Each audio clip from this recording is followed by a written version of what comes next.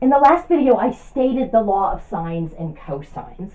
What we're going to do in the next couple of videos is just practice using the law of sines to solve some triangles. And then after that, we'll move on and start using a combination of the law of sines and the law of cosines. So I've chosen an even numbered problem, number 18, from section 7.1 of your book.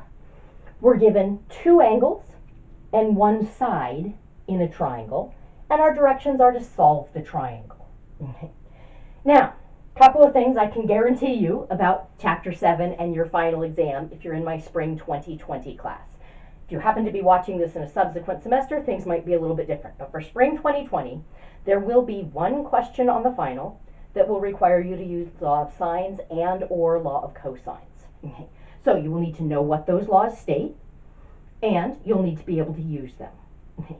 But to try to make things a little bit easier, since there's a lot going on with the end of the semester and finals is always stressful, okay, I will help you out by giving you very explicit directions.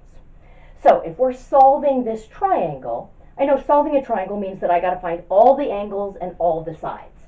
So I can sort of see, I'm going to actually write down, this is where I'm going to put all my answers. There are going to be three answers. I've got to find angle A, and I've got to find sides A and B. Okay. And here, my directions tell you how to do that. So you're going to be responsible for knowing how to use law of sines and law of cosines, but I will tell you which law you're using for which problem. Okay. So hopefully that'll make things a little bit easier as you work through this. Okay. Couple reminders, we're going to include the units in our answers, and we're going to round to the correct number of significant digits. So this gives us an opportunity to review how significant digits work. And anytime we're talking about rounding, we're using a calculator. This is on the calculator portion of the final exam. Okay, for significant digits, I'm going to look at these three numbers that I was given, and I'm going to just record the number of significant digits in each one of those. So 74.08 degrees. I want to remember that with angles, degrees, regardless of the number of digits, the degrees to the left of the decimal always contributes two significant digits. So this happens to actually have two digits, but even if that was just 4 degrees, I'd count it as 2. If that was 704, I'd count it as two significant digits. One more digit for each digit to the right of the decimal, so that's a total of 4. 69.38 degrees, same thing. 2 digits for the degrees to the left of the decimal, 2 more for what's to the right, so we get 4. And then the 45.38 meters, if it's not degrees, I'm just counting significant digits. None of those digits are 0, which is great, because zeros are the ones that I have to think about whether they count or not. All 4 of those are significant. So all 3 of the measured quantities are to 4 significant digits, so we will be rounding things to 4 significant digits. Okay. Before I start solving this, I like to have a picture. Now, I don't know exactly what this triangle looks like because I haven't solved it yet. So I'm not claiming that my picture is going to be perfectly to scale. I just like to have a place to put my A, my B, and my C. So I'm going to label this as not to scale. Okay. A I don't know. B I know is 69.38 degrees. Angle C is 74.08 degrees, and side C is 45.38 meters. Okay, so let's start by finding angle A, and for that we were told just use the fact, and we'll always do this when we know 2 out of the 3 angles, that they add up to 180. So A plus 74.08 degrees plus 69.38 degrees has to equal 180 degrees. Okay. So let's add these two together, 74.08.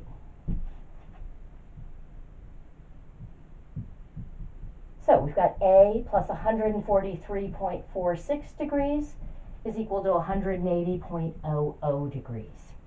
Now remember, 180, that was not a measured quantity. That's exact. That is exactly the sum of all 3 angles in any triangle.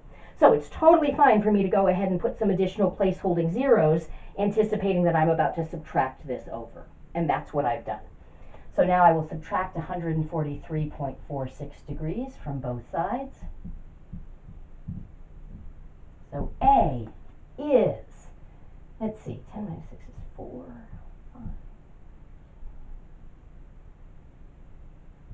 36.54 degrees when I do that subtraction. And since I got this by just using addition and subtraction, the rule isn't so much about the number of significant digits as the place value. Both of these measured quantities were to the hundredths place.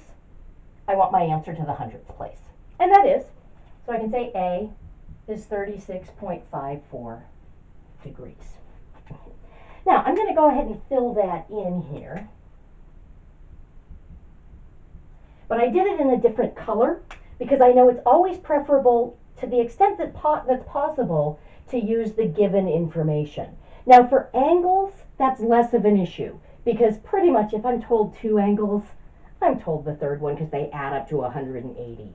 But as I start getting side lengths, I'm going to always prefer to use that given side length than any one that I calculate. So I'm just going to, everything that I calculate, I'm going to enter in a different color. Okay, so now I need to find both sides A and B, and we're supposed to use law of sines for both of those. So let's just do them in alphabetical order. So I can say A over sine A, because now I know what A is. And for angles, it's okay to use the quantity that we just calculated.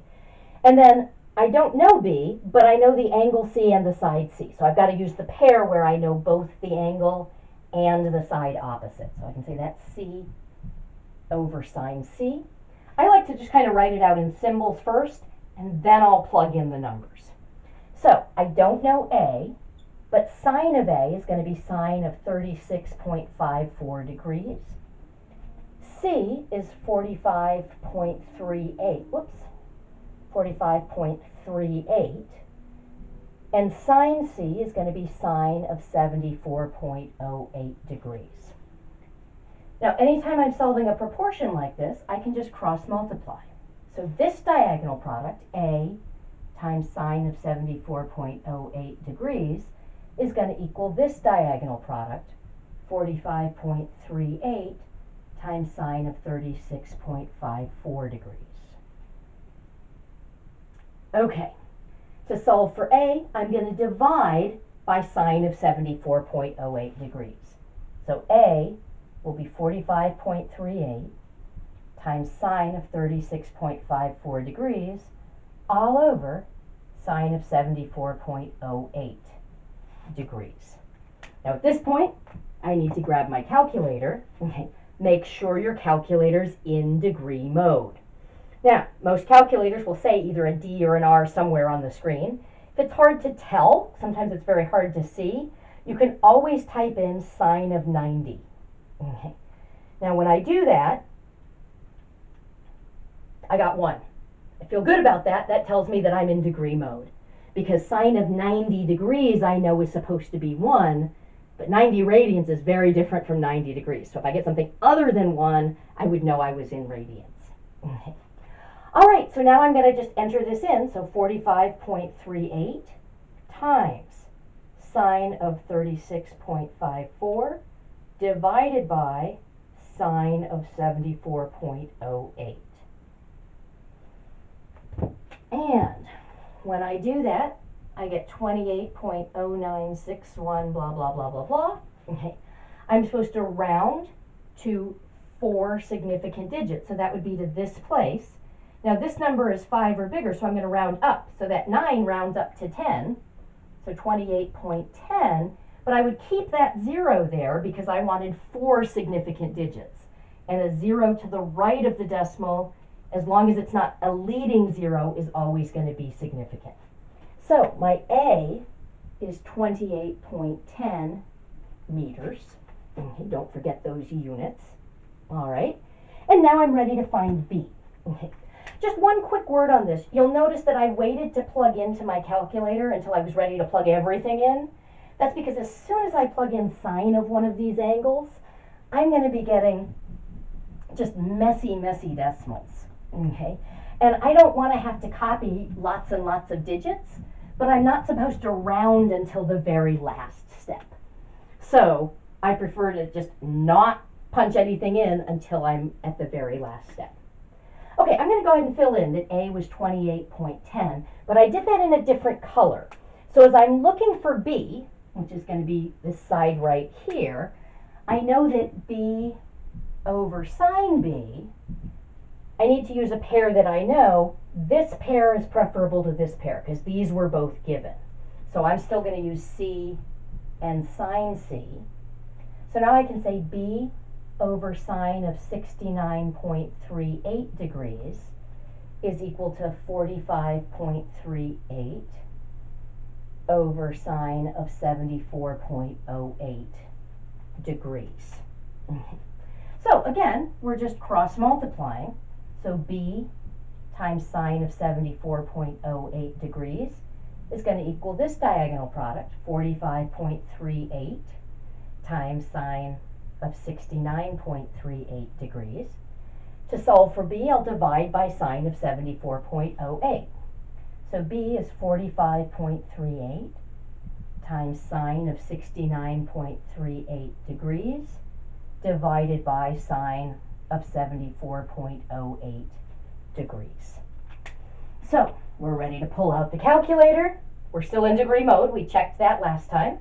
So 45.38 times sine of 69.38 divided by sine of 74.08. And let's see what I get there.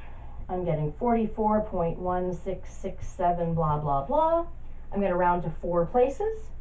This digit is 5 or bigger, so I round up. So this is approximately 44.17. So I can write in 44.17 meters.